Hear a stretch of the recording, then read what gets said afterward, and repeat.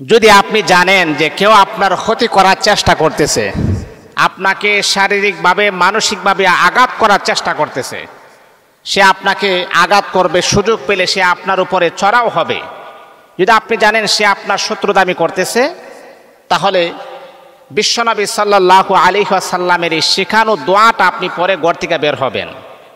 অনেক সময় আছে আপনি দেখবেন, আমরা তো অনেক সময় সোশ্যাল মিডিয়াতে আমরা দেখি এক বন্ধু অপর বন্ধুকে ডাক দিয়া নিয়ে তাকে হত্যা করে ফেলেছে। এরকম বাংলাদেশে হাজার হাজার নজির আছে। আপন বন্ধু একই প্লেটে তারা খাবার খেয়েছে, খাওয়ার পরে তাকে নিয়ে তারা কয়েকজনে মিলে তাকে আঘাত করে জীবনের জন্য তাকে শেষ করে দিয়েছে। যদি আপনি এমনটা মনে হয় যে না আপনার শত্রু আছে, যে কোনো সময় আপনাকে আঘাত করতে পারে, যে কোনো সময় আপনার উপরে চড়াও হতে পারে, আপনাকে নির্যাতন করতে পারে, সে আপনাকে টর্চারিং করতে পারে, তাহলে রাসূলের শেখানো দোয়াটা আপনি পড়ুন। দোয়াটি হচ্ছে আল্লাহুম্মা ইন্না নাজআলুকা ফি নুহুরিহিম ওয়া নাউযু বিকা মিন শুরুরিহিম। আল্লাহুম্মা ইন্না নাজআলুকা ফি নুহুরিহিম ওয়া নাউযু বিকা মিন শুরুরিহিম। আপনি ঘর থেকে বের হওয়ার আগে 3 বার পরে বুকের মাঝে দম করে আপনি ঘর থেকে বের হয়ে যান। কারণ আপনি আল্লাহ পাকের কাছে অবস্থান নিয়েছেন, আল্লাহকে বলেছেন আল্লাহ এ আমার শত্রু, তার শত্রুর থেকে তুমি আমাকে হেফাজত করো, তার চক্রান্ত থেকে সে যেন আমার উপর চড়াও না হতে পারে, আমি তোমার কাছে তার বিরুদ্ধে বিচার দায়ের করলাম।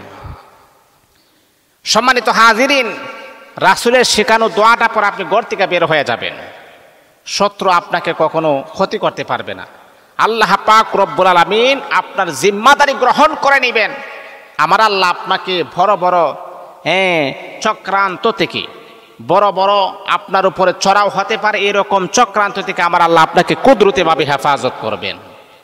এই জন্যে এই মাসনুন দোয়াগুলো অবশ্যই আমাদেরকে খেয়াল রাখতে হবে। আর পৃথিবীতে এমন কোনো মানুষ নাই যে তার কোনো শত্রু নাই, তার কোনো শত্রু নাই, এমন কোনো মানুষ নাই। এখন এই যে মসজিদের যে ইমাম সাহেব, তারও কিন্তু শত্রু আছে। সবাই যে তাকে ভালোবাসে বিষয়টা কিন্তু এমন না, তারও কিন্তু শত্রু আছে, তারও কিন্তু বিরোধিতা করে, এমন মানুষ কিন্তু এখন আছে।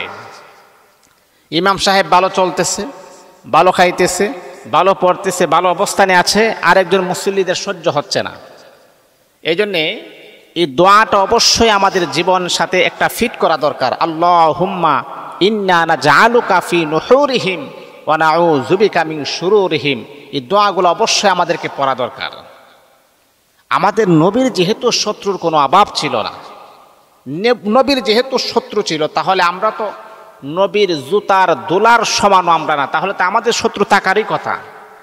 এই জন্যে বাবা, আমি আপনাকে বলছি দোয়াগুলা পড়বেন ইনশাআল্লাহ।